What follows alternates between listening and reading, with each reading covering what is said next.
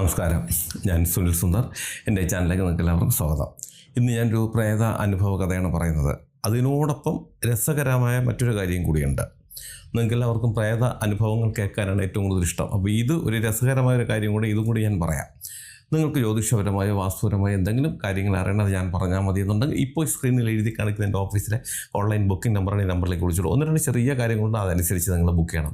അങ്ങനെ നിങ്ങൾ ബുക്ക് ചെയ്താൽ നിങ്ങൾ ചോദിക്കുന്ന ജ്യോതിഷപരമോ വാസ്തുപരമോ കാര്യത്തിൻ്റെ മറുപടി ഞാൻ നിങ്ങൾക്ക് തരാം. അത് കേട്ടിട്ട് നമുക്ക് നേരിട്ട് സംസാരിക്കാം. ഇന്നത്തെ വിഷയത്തിലേക്ക് കിടക്കാം. പ്രേതാനുഭവങ്ങൾ എല്ലാവർക്കും ഭയങ്കര ഇഷ്ടമാണ് അത് കേൾക്കാനായിട്ട്. ഒരുപാട് പേര് എൻ്റെ അടുത്ത് നേരിട്ട് വിളിച്ച് ഒരുപാട് സംശയങ്ങളും കാര്യങ്ങളൊക്കെ ചോദിക്കാറുണ്ട്. വളരെ രസകരമായ രീതിയിൽ തന്നെ ഞാൻ അവരോട് സംസാരിക്കും, മറുപടിയൊക്കെ കൊടുക്കാറുണ്ട്. അവർ വിളിക്കുമ്പോൾ വലിയ എന്തോ സംഭവമായിട്ടെന്നുള്ള രീതിയിലൊക്കെയാണ് വിളിക്കുന്നത്. ഞാനിനി എങ്ങനെയുള്ള സ്വഭാവക്കാരനാണെന്ന് അറിയില്ല. അപ്പോൾ എന്നെ ഈ സംസാരിക്കുന്ന പലർക്കും എന്നെ നേരിട്ട് വിളിച്ചിട്ടുണ്ട്. സുഹൃത്തുക്കൾ പോലെയാണ്. നമുക്ക് അങ്ങനെ സംസാരിച്ചാൽ അതുമായിട്ട് നമുക്ക് മുന്നോട്ട് പോകാൻ സാധിക്കുള്ളൂ. അങ്ങനെ സംസാരിക്കാറുണ്ട്. അപ്പം നിങ്ങൾക്ക് ഇനിയും സംശയങ്ങളുള്ളവർക്ക് വിളിക്കാം കേട്ടോ. സമയമുള്ള കണക്ക് ഞാൻ മറുപടി തരാം. അപ്പം ഇത് എന്നെ ഒരുപാട് പേര് വിളിക്കുന്ന കാര്യം, ഞാൻ ഒരുപാട് വീഡിയോ ഇതിനെക്കുറിച്ച് ചെയ്തിട്ടുണ്ട്. അത് ചെയ്തത് അത്രയും ഞാൻ പോയി പരിഹരിച്ചിട്ടുള്ള സംഭവങ്ങളാണ് കഥാരൂപേണ അവതരിപ്പിക്കുന്നത്. കാരണം ഞാൻ വർഷങ്ങളായിട്ട് ഞാൻ ഇതിൻ്റെ പിന്നിലുണ്ട്. ഞാൻ ഇനി ഇന്ത്യയിൽ 3 സ്റ്റേറ്റിൽ മാത്രമേ പോകാനുള്ളൂ. അതായത് ഒന്ന് നാഗാലാൻഡ്, അതുപോലെ ലക്ഷദ്വീപിലും കാശ്മീരിൽ മാത്രമേ പോകാനുള്ളൂ. ബാക്കി എല്ലായിടത്തും ഞാൻ ഈ പ്രേതത്തിനെ പിടിക്കാൻ പോയിട്ടുണ്ട്. അങ്ങനെ പോകുന്നുണ്ട്. പലരും എന്നോട് ചോദിക്കാറുണ്ട്, ഞാനും കൂടി വരട്ടെ എന്നുള്ള. ഒരുപാട് ഇതേണൊക്കെ ബന്ധപ്പെട്ട് നിൽക്കുന്ന ആൾക്കാരും അതുപോലെ ഒരുപാട് ക്ഷേത്രത്തിലെ മേൽശാന്തിമാരും ഒക്കെ ചോദിച്ചിട്ടുണ്ട്. കാര്യം അവർക്കൊക്കെ ഇതൊരു ആകാംക്ഷയാണ്, ഒരു കുറച്ച് ഒരു രസകരമായിട്ടുള്ള കാര്യമാണ്. പക്ഷേ ഇതിൻ്റെ പിന്നിലിരിക്കുന്ന അപകടങ്ങൾ വളരെ വലുതാണ്. അപ്പോൾ ഈ പ്രേതബാധ ഒഴിപ്പിലെ രസങ്ങളെന്നൊക്കെ പറഞ്ഞിട്ട് ഞാൻ വീഡിയോ ചെയ്തിട്ടുണ്ട്. ഒരുപാട് ചിരിച്ച് പറയാൻ പറ്റുന്ന വീഡിയോകളും എന്നാൽ നല്ല രീതിയിൽ ഭയപ്പെടുന്നതും പുളിച്ച തെറി കേൾക്കുന്നതുമായിട്ടുള്ള ഒരുപാട് സംഭവങ്ങളൊക്കെ ഉണ്ടാകും. ഇതെല്ലാം പ്രതീക്ഷിച്ച് വേണം മുന്നോട്ട് പോകാനായിട്ട്. അതിന് ഒരുപാട് പേര് ചോദിക്കുന്നുണ്ട്. ഇപ്പോൾ എൻ്റെ കൂടെ ഒരുപാട് പേരുണ്ട് കേട്ടോ. ഞാൻ സാധാരണ ഞാൻ പൊയ്ക്കൊണ്ടിരിക്കുന്ന ഒരു ഇന്നോവ കാറിലാണ് പൊയ്ക്കൊണ്ടിരുന്നത്. ഇപ്പോൾ ഒരു ട്രാവലർ എടുത്തു. കാര്യം അത്രയും ദൂരം പോകണം. ആൾക്കാരൊക്കെ കൂടിയപ്പോഴത്തേക്ക് അത് ഒരുപാട് സാധന സാമഗ്രികളൊക്കെ ആയിട്ടാണ് ഞങ്ങൾ പോകേണ്ടത്.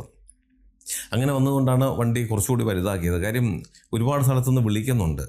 അപ്പോൾ ഇപ്പോൾ എന്നെ വിളിക്കുന്നതൊന്നും ഈ ചെറിയ കേസൊന്നുമല്ല, വലിയ മുട്ടൻ കേസുകളാണ് വിളിക്കുന്നത്. അപ്പോൾ അതിന് അത്രയും ആൾക്കാരും അത്രയും നമുക്ക് ഉപകരണങ്ങളും ഒക്കെ വേണം. അതുകൊണ്ടാണ് ഇപ്പോൾ അങ്ങനെ ഒരു വാഹനത്തിൽ പോലും സംവിധാനം കൂട്ടിയത്.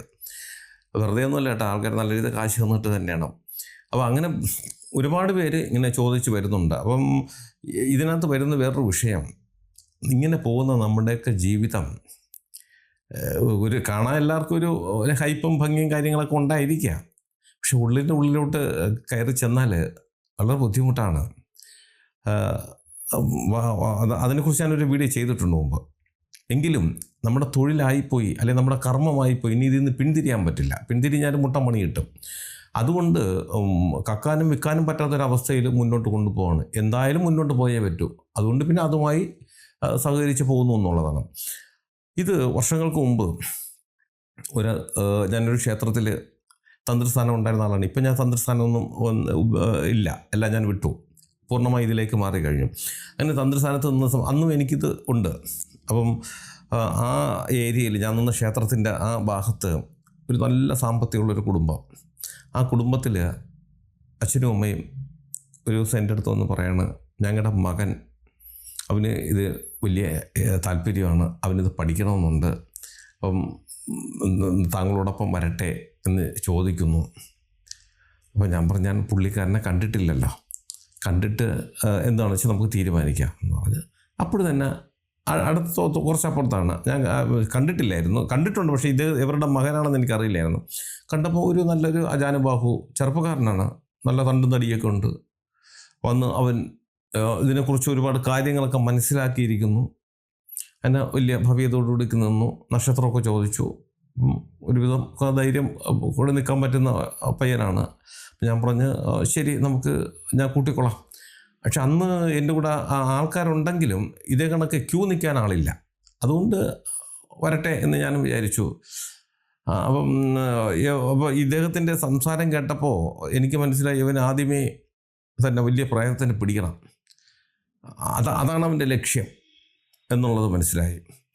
അപ്പം ഞാൻ പറഞ്ഞു, അപ്പം മനസ്സിലാക്കിയിട്ട് ഞാൻ പറഞ്ഞു, ആദ്യം അങ്ങനെയൊന്നും പറ്റത്തില്ല കേട്ടോ, നമുക്ക് ഇതിൻ്റെ കൂടെ വന്ന് കണ്ടു നിൽക്കുക, കാര്യങ്ങൾ പഠിക്കുക, തന്ത്രങ്ങൾ പഠിക്കുക, ഏകാഗ്രത കൃത്യമായിട്ട് വേണം. നമ്മൾ ചെയ്യുന്ന കാര്യം എന്താണോ ചെയ്തുകൊണ്ടിരിക്കുന്നത് അതിലൊന്നും ശ്രദ്ധ വിടരുത്. ഇങ്ങനെ ഒരുപാട് കാര്യങ്ങളുണ്ട്, ഒരുപാട് നമ്മളെ മൈൻഡാണിത് നമ്മൾ കൺട്രോൾ ചെയ്ത് നിർത്തേണ്ടത് എന്നൊക്കെ പറഞ്ഞു.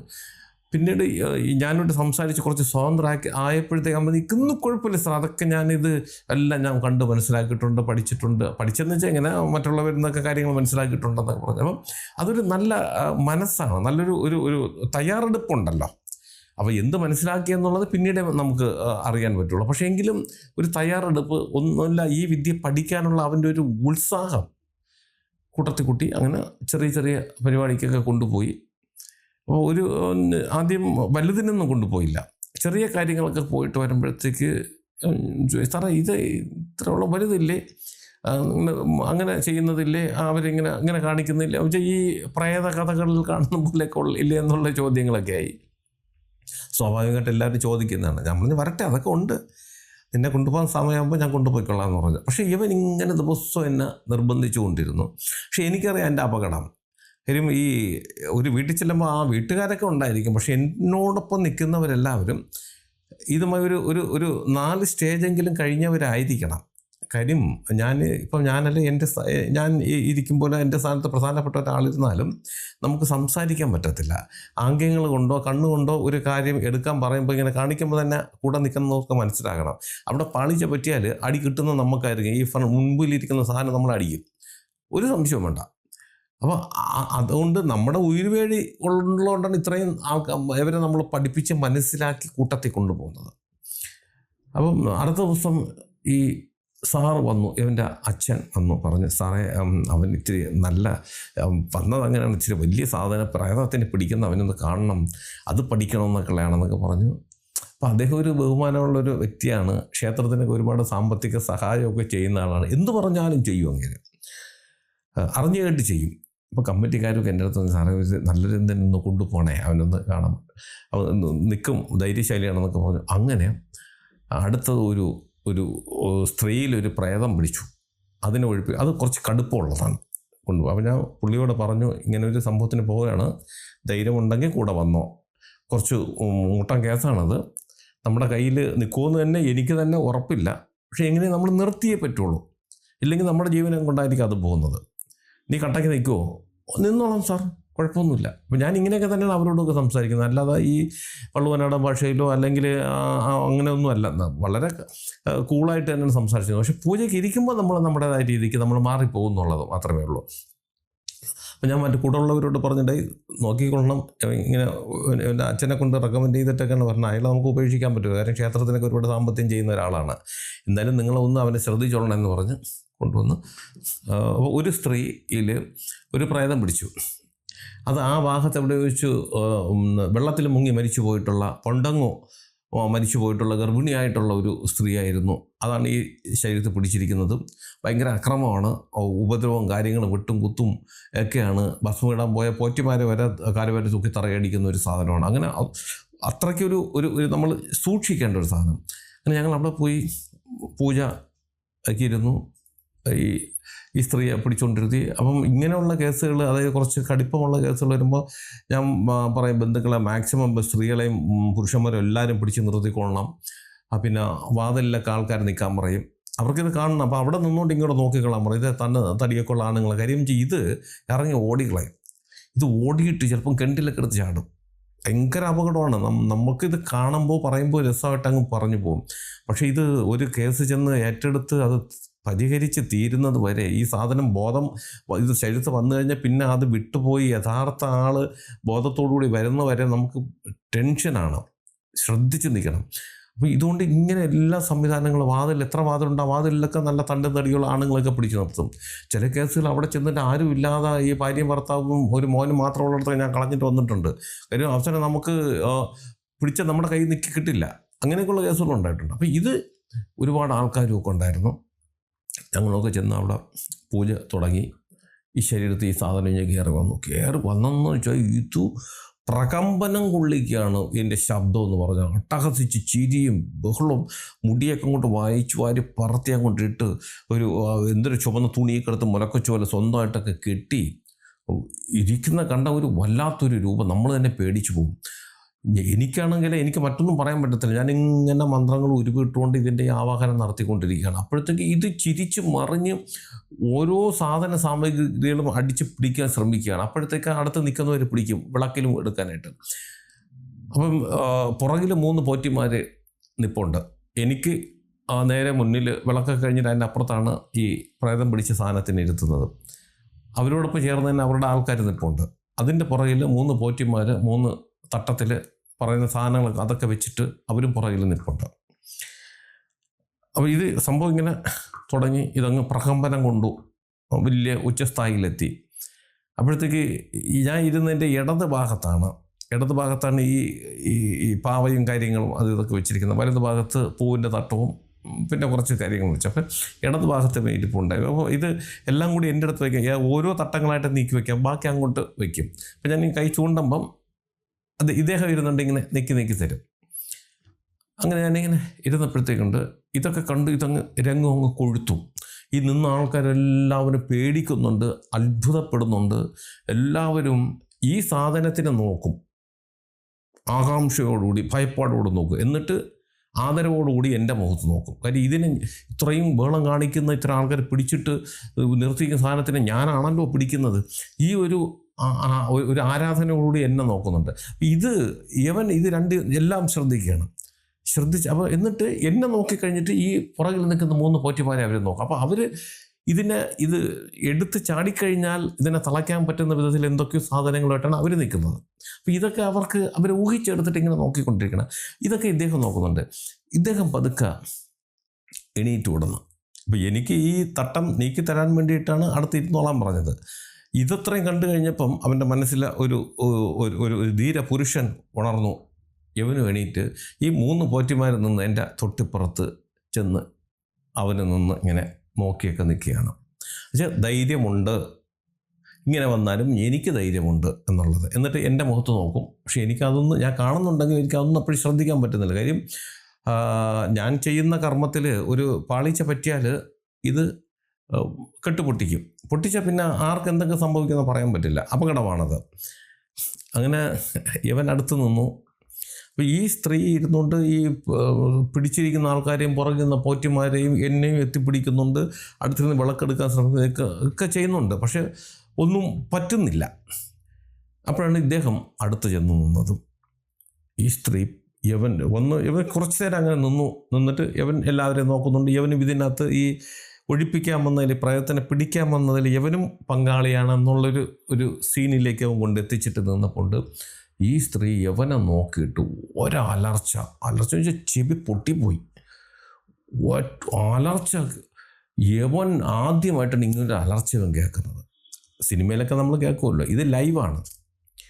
അപ്പോൾ സ്ഥിരം കേൾക്കുന്നത് ഞങ്ങളിവരെ ഞെട്ടിത്തെറിച്ചുപോയി. അത് വിളിയാണോ ചിരിയാണോ എന്താണെന്ന് അറിയില്ല.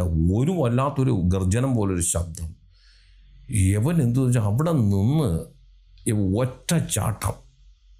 ഇവൻ ചാടിയത് തൊട്ടപ്പുറത്ത് വേറൊരു, ഞാൻ വന്നപ്പോഴേ ശ്രദ്ധിച്ച ഒരാളുണ്ട്, ഒരു താടി, ഇത്ര പ്രായമുണ്ട്, നിങ്ങൾക്ക് 60-65 വയസ്സ് പ്രായം വരും. അങ്ങനെ നല്ല സൈസുള്ള ഒരാൾ, മുഖത്ത് നല്ല തേജസ്സുണ്ട്, നല്ല താടി, ഒരു കുംഭം വീശ, നരച്ച താടിയാണ്, മുടി നീട്ടി വളർത്തിയിട്ടുണ്ട്. ഇവിടെ ഈ ഫാഷൻ പോലെയൊക്കെ നരയുണ്ട്. അത് അങ്ങനെ കൃത്രിമമായിട്ട് ചെയ്തതാണോന്നും അറിയത്തില്ല. നിൽക്കുകയാണ്. എന്തോ ഒരു ടൈപ്പ് മാലയും ഇട്ടിട്ടുണ്ട്. ഇവൻ ചാടിയതും അങ്ങേരെ നെഞ്ചിലാണ് ചെന്ന് വീണ. അങ്ങേരെ ഇവൻ അങ്ങനെ പിടിച്ചു. അപ്പോൾ ഇവ ആശ്വസിച്ചു. കാര്യം വെച്ചാൽ ഒരു നിമിഷം കൊണ്ടൊക്കെ നടക്കുകയാണ്. പിടിച്ചിട്ട് ഒരു സെക്കൻഡ് നിന്നിട്ട് ഇവൻ പുറകിലോട്ട് മാറി. അങ്ങനെ ഇവനെ വിടണില്ല. അതായത് ഇവൻ ഇവിടെ നിന്നും ചാടി ഇത് അങ്ങനെ അകത്തേക്ക്. അങ്ങനെ ഇവനെ പൂണ്ടടങ്ങം പിടിച്ചു. ഒരു സെക്കൻഡ് കഴിഞ്ഞ് അവന് ബോധം വന്നപ്പോഴത്തേക്കുണ്ട് ഇവൻ പുറകിലോട്ട് മാറാൻ ശ്രമിക്കും. അപ്പോഴത്തേക്ക് എൻ്റെ എല്ലാം മുറിഞ്ഞു. എല്ലാവരും ഞാനങ്ങനെ നോക്കിയിരിക്കുകയാണ്. മനസ്സിൽ ചൊല്ലുന്നുണ്ടെങ്കിൽ ഇത് ശ്രദ്ധിക്കണം. ഇനി യവൻ എന്ത് സംഭവിക്കുന്നു, ഇനി ഇതിനെ രക്ഷിക്കണം, യവനെ രക്ഷിക്കണമല്ലോ. ഈ കഴുതുകൂടെ ഞാൻ ആദ്യം പറഞ്ഞാണ് ഇതിനൊന്നും തൽക്കാലം വരരുതെന്ന്. ഞാൻ നോക്കുമ്പോൾ അങ്ങേരെ അവനെ വിടണില്ല. മുറുകെ പിടിച്ചിരിക്കുകയാണ്. ഇങ്ങനെ യവൻ അങ്ങനെ നെഞ്ചിൽ തള്ളി പുറകിലോട്ട് അങ്ങനെ പിടിയിൽ നിന്ന് രക്ഷപ്പെടാൻ ശ്രമിക്കുന്നുണ്ട്. ഞാൻ നോക്കുമ്പോൾ ഇങ്ങനെ മുഖഭാവം മാറി വരുന്നു. എന്നിട്ട് ഇങ്ങനെ എന്താണെന്ന് വെച്ചാൽ ഇവൻ്റെ ഈ 2 കയ്യിലും ഇങ്ങനെ പിടിച്ച് ഈ ഭാഗത്ത് ഇങ്ങനെ പിടിച്ചിട്ട് ഇങ്ങനെ പൂണ്ടടങ്ങ് പിടിച്ചിരുന്നാലും പെട്ടെന്ന് കൈ പിടിച്ചിട്ട് അവൻ്റെ കുറച്ചിങ്ങനെ നീക്കി ഇങ്ങനെ നിർത്തി അവൻ്റെ മുഖത്ത് നോക്കിയിട്ട് ഇയാൾ നിന്ന് വിറയ്ക്കുകയാണ്. ഇങ്ങേര് വിറയ്ക്കുമ്പം അതനുസരിച്ച് ഇവനും ഈ വിറയിൽ ഇങ്ങനെ വിറയ്ക്കുക. അപ്പോൾ അവനും വിറയ്ക്കുകയാണ്. ഇത് കണ്ടാൽ നമുക്ക് ചിരിയും വരും. അപ്പോൾ ഞാൻ പെട്ടെന്ന് അടുത്ത് നിന്ന് പറഞ്ഞാൽ അവനെ പെട്ടെന്ന് പിടിച്ചു മാറ്റാമെന്ന് വെച്ചാൽ എനിക്ക് മനസ്സിലായി ഇയാളുടെ സ്വഭാവം മാറി. ശരിക്കും പറഞ്ഞാൽ ഇയാൾ വേറൊരു മുട്ടൻ പ്രേതമായിരുന്നു. ഞങ്ങൾക്ക് ആർക്കും അറിയില്ലായിരുന്നു. ഈ സ്ത്രീയാണ് പ്രേതമെന്നും പറഞ്ഞാൽ സ്ത്രീ പ്രേതം തന്നെയാണ്. ഈ അവൻ അങ്ങേര് ദേഹത്ത് ചാടി വീണു. അങ്ങേര് വേറൊരു മറ്റൊരു മുട്ടൻ പ്രേതമായിരുന്നു. എത്ര പേര് വന്ന് പിടിച്ചിട്ടും പിടിവിടുന്നില്ല. അങ്ങനെ രൂപമൊക്കെ അങ്ങ് മാറി ഒരു വല്ലാത്തൊരു അലർച്ചയും അമറിക്കൊണ്ടുള്ള ഇതാണ്. ഇങ്ങനെ യവനെ പിടിച്ച് നീക്കി അവസാനം എങ്ങനെയൊക്കെയോ ആരെയൊക്കെയോ വന്ന് യവനെ പിടിച്ച് മാറ്റി ഇവനെ വേറൊരു മുറി കൊണ്ടിട്ട് പൂട്ടി അവിടെ 2-3 പേര് അവിടെ കാവലിരുന്ന്. പിന്നെ ഈ 2നെ ഒഴിപ്പിക്കാൻ ഞങ്ങൾ വെളുപ്പാങ്കാലം വരെ ഞങ്ങൾ ചിങ്കിയും ബമ്പരവാടി 2നെ ഒഴിപ്പിച്ചിട്ടാണ് പിന്നെ പോയത്. ശരിക്കും പറഞ്ഞാൽ യവൻ ഇല്ലായിരുന്നെങ്കിൽ ഈ സാധനത്തിൻ്റെ പിന്നെ നമ്മുടെ മുന്നിലേ വരില്ലായിരുന്നു. ഈ പ്രായമുള്ള ആളിൻ്റെ കയറി ഈ സ്ത്രീയെ മാത്രം ഒഴിപ്പിച്ചാൽ മതിയായിരുന്നു. അപ്പോൾ യവൻ വന്ന് ഈ കാണിച്ചത് കാരണമാണ് ഇത് കൊണ്ടളവിയത്. പിന്നെ സംഭവിച്ചതെന്ന് വെച്ചാൽ പിന്നീട് അന്ന് കഴിഞ്ഞ് വീട്ടിൽ പോയി. പിന്നീട് അവൻ ക്ഷേത്രത്തിൽ വരും, തൊഴുത് പ്രാർത്ഥിക്കും. തൊഴുത് നിൽക്കുന്ന കാണാം. എൻ്റെ മുഖത്ത് പോലും നോക്കാറില്ല. പോറ്റിമാരുടെ ആരുടെയും മുഖത്ത് നോക്കാറില്ല.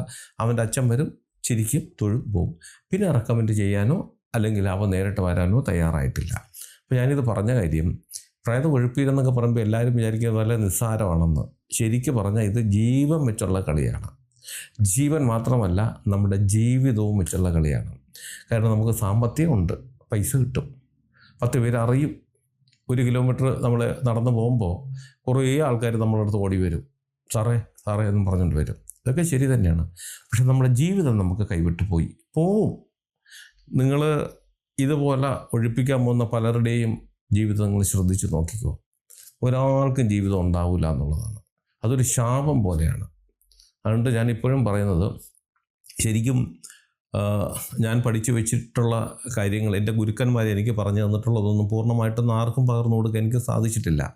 കാര്യം എന്ന് വെച്ചാൽ അങ്ങനെയുള്ളവർ വന്നു, പക്ഷേ അവർ പകുതി പഠിച്ചിട്ടൊക്കെ ക്ഷേത്രത്തിൽ സ്ഥാനങ്ങൾ കിട്ടി, തന്ത്രിമാരായിട്ട് വരെ എൻ്റെ കൂടെ നിന്ന് പഠിച്ചിട്ട് തന്ത്രിമാരായിട്ട് വരെ ഇന്ന് ക്ഷേത്രങ്ങളിൽ നിൽക്കുന്ന ഒരുപാട് പേരുണ്ട്. എനിക്ക് അതിലൊക്കെ സന്തോഷമുണ്ട്. പക്ഷെ പൂർണ്ണമായും ഈ മാന്ത്രിക വിദ്യയിലേക്ക്, അതായത് ഈ എക്സോർസിസം, ബാധ ഒഴിപ്പീര്, അതിലേക്ക് ആർക്കും പൂർണ്ണമായിട്ട് വരാൻ സാധിക്കുന്നില്ല എന്ന് പറഞ്ഞാൽ ശരിക്കും ഇത് ഡബിൾ മൈൻഡ്. ഒരു സമയത്തിന് 2 മൈൻഡ് നമുക്കുണ്ടെങ്കിലേ പറ്റുള്ളൂ. ഒന്ന്, നമ്മൾ മെൻ്റലി നമ്മൾ ഭ്രാന്താവും. രണ്ടാമത്, ജീവിതം കൊണ്ട് നമുക്ക് ഒരു ഗുണവുമില്ല. ഇതൊക്കെ ഈ പ്രേതങ്ങൾ ആദ്യം നമ്മളെ ശപിക്കും. അത് ഏറ്റുവാങ്ങിച്ചേ പറ്റൂ. നമ്മൾ അനുഭവിച്ച് തീർക്കണം. നമ്മൾ പൈസ ഉണ്ടായിട്ട് കാര്യമില്ല, 10 പേര് അറിഞ്ഞെന്ന് പറഞ്ഞിട്ട് കാര്യമൊന്നുമില്ല. ഇതാണ് അവസ്ഥ. അപ്പോൾ ഞാനിത് പറയാൻ കാര്യം, ഒരുപാട് പേര് ഒരു ദിവസത്തിൽ 2-3 പേരെങ്കിലും വിളിക്കും, സാറേ എന്നെ കൂടെ കൊണ്ടുപോകും. ഞാൻ പോകാത്തത് കാരണം പിണങ്ങിയിട്ടുള്ള ഒരുപാട് പേരുണ്ട്. പിന്നെ എന്നെ കണ്ട മിണ്ട പോലുമില്ല. അങ്ങനെയുള്ളവരുമുണ്ട്. മനസ്സിലാക്കുക, ഇതൊന്നും ഒരു നല്ല തൊഴിലൊന്നും അല്ല. ഇത് ശാപവും പിടിച്ചതാണ്. ശരിക്കും പറഞ്ഞാൽ വിഷമം കൊണ്ട് പറഞ്ഞു പോണതാണ്. ഇങ്ങനെ വന്ന് ഒരുപാട് പേര് അനുഭവിച്ചിട്ട് പോയിട്ടുമുണ്ട് ഇത് കണക്ക്. അപ്പം ഈ ശാപം ഏറ്റുവാങ്ങുന്നതിനോടൊപ്പം ഇതുപോലുള്ള അപകടകരമായിട്ടുള്ള, അതായത് ഈ അഡ്വഞ്ചർ എന്നൊക്കെ പറയില്ലേ, അതുപോലുള്ള ചില സംഭവങ്ങളാണിത്. നമ്മൾ ഇപ്പം പിടിച്ചിട്ട് വരാമെന്നും പറഞ്ഞൊക്കെയാണ് ചെന്ന് ഇതിൻ്റെ മുമ്പിൽ ഇരുന്നാൽ പിന്നെ ഇതിനെ പിടിക്കാൻ നമുക്ക് അവിടെ നിന്ന് കഴിക്കാനും പറ്റില്ല. ഇരിക്കുന്നത് നമ്മുടെ തൊട്ട് മുമ്പിലാണ്. ഒരു കൈ അകലത്ത് എത്തിയാൽ നമ്മുടെ കഴുത്തിൽ തന്നെ പിടിക്കാൻ പറ്റും. അപ്പം ഇങ്ങനെയുള്ള പല ഘട്ടങ്ങളും കടന്ന്, ഇത് എൻ്റെ മാത്രം അനുഭവമല്ല കേട്ടോ, ഈ ഫീൽഡിൽ നിൽക്കുന്ന ഒരുപാട് പേരുടെ അനുഭവങ്ങളാണ്. അപ്പം ഇത് കേൾക്കുക, മനസ്സിലാക്കി എന്തിനാണ് മനസ്സിലാക്കേണ്ടത്? ഇതിനെ ഭയപ്പെടാതെ മുന്നോട്ട് പോകുക. ഭയന്നാൽ മാത്രമേ ഇത് നമുക്ക് ബുദ്ധിമുട്ടുണ്ടാക്കുള്ളൂ. ഞങ്ങൾ ഇത്രയൊക്കെ പോയി പിടിച്ചു നിൽക്കുന്നത്, ഞാൻ എൻ്റെ കൂടെ ഒരുപാട് പേരുണ്ട് പിടിച്ചിരിക്കുന്നത്, ഇതിനെ ഞങ്ങൾ ഭയപ്പെടാത്തത് കൊണ്ടാണ്. ഇത് ഇത്രയേ ഉള്ളൂ. ഒരു ശരീരത്തിൽ വന്ന് കാണിക്കുന്ന ഈ ആഡംബരം മാത്രമേ ഉള്ളൂ. അത് കഴിഞ്ഞാൽ പിന്നെ അതിന് ശക്തിയില്ല, നമ്മളൊന്നും ചെയ്യാൻ സാധിക്കില്ല. പക്ഷെ നമ്മൾ ശപിക്കും. അതും നിങ്ങളെപ്പോലുള്ളവരൊന്നും അത് ശപിക്കാറുമില്ല എന്നുള്ളതാണ്. ഞാൻ ഈ പറഞ്ഞ കാര്യം നിങ്ങൾക്ക് എല്ലാവർക്കും ഉപകാരപ്രദമാകട്ടെ. നിങ്ങൾക്ക് ജ്യോതിഷപരമായോ വാസ്തുപരമായോ എന്തെങ്കിലും കാര്യങ്ങൾ അറിയണത് ഞാൻ പറഞ്ഞാൽ മതി എന്നുണ്ടെങ്കിൽ ഇപ്പോൾ ഈ സ്ക്രീനിൽ എഴുതി കാണിക്കുന്ന എൻ്റെ ഓഫീസിൽ ഓൺലൈൻ ബുക്കിംഗ് നമ്പറാണ്. ഈ നമ്പറിലേക്ക് വിളിച്ചോളൂ. 1-2 ചെറിയ കാര്യങ്ങളുണ്ട്, അതനുസരിച്ച് നിങ്ങൾ ബുക്ക് ചെയ്യണം. അങ്ങനെ നിങ്ങൾ ബുക്ക് ചെയ്താൽ നിങ്ങൾ ചോദിക്കുന്ന ജ്യോതിഷപരമോ വാസ്തുപരമോ കാര്യത്തിൻ്റെ മറുപടി ഞാൻ നിങ്ങൾക്ക് തരാം. അത് കേട്ടിട്ട് നിങ്ങൾക്ക് എന്നെ തിരിച്ച് വിളിക്കുകയും ചെയ്യാം. അതുപോലെ നിങ്ങളുടെ വീടിനോ ഭൂമിക്കോ വാസ്തുദോഷമോ ഭൂമിദോഷമോ അതുപോലെ എന്തെങ്കിലും ദോഷങ്ങളുണ്ട് അങ്ങനെയൊക്കെ ഉണ്ടെങ്കിൽ ഞാനത് നേരിട്ട് അവിടെ ആ ഭൂമിയിൽ വന്നാലേ കണ്ടുപിടിക്കാൻ പറ്റും. അങ്ങനെയാണെങ്കിൽ നിങ്ങൾ ഈ നമ്പർ വിളിച്ചോളൂ. അതിന് ഏത് ജില്ലയിലാണെങ്കിലും മറ്റൊരു സ്റ്റേറ്റിലാണെങ്കിലും സമയക്രമം അനുസരിച്ച് ഞാൻ അവിടെ വന്ന് കണ്ട് അതിനുള്ള പരിഹാര മാർഗ്ഗങ്ങളും ചെയ്തു തരാം. നിങ്ങൾക്ക് ജ്യോതിഷം നേരിട്ട് വന്നറിയാനുള്ള സംവിധാനമുണ്ട്. അതിന് നിങ്ങൾ തിരുവനന്തപുരത്ത് വരണം. അങ്ങനെ വരികയാണെങ്കിൽ ഈ നമ്പർ വിളിച്ച് ബുക്ക് ചെയ്തിട്ട് വരിക. ഇതെൻ്റെ ഓഫീസിൽ ഓൺലൈൻ ബുക്കിംഗ് നമ്പറാണ്. ഇത് എല്ലാ ദിവസവും രാവിലെ 10 മണി മുതൽ വൈകുന്നേരം 5:30 മണി വരെ മാത്രം നിങ്ങൾക്ക് ഈ നമ്പർ വിളിച്ച് ബുക്ക് ചെയ്യാം. നിങ്ങൾ എൻ്റെ ചാനൽ സ്ഥിരമായിട്ടൊന്ന് കാണണം, സബ്സ്ക്രൈബ് ചെയ്യണം. എനിക്ക് വേണ്ടുന്ന എല്ലാവിധ പ്രോത്സാഹനങ്ങൾ തരിക വേണം. നിങ്ങൾക്കും നിങ്ങളുടെ കുടുംബത്തിലെ ഓരോ അംഗത്തിനും എല്ലാവിധ ഐശ്വര്യങ്ങളും സന്തോഷവും സമാധാനവും ദീർഘായുസ്സും ഈശ്വരൻ തരട്ടെ എന്ന് ആത്മാർത്ഥമായി പ്രാർത്ഥിച്ചുകൊണ്ട് തൽക്കാലം നിർത്തുന്നു. അടുത്ത ഒരു വീഡിയോയും കാണുന്നവരെ എല്ലാവർക്കും നന്ദി, നമസ്കാരം.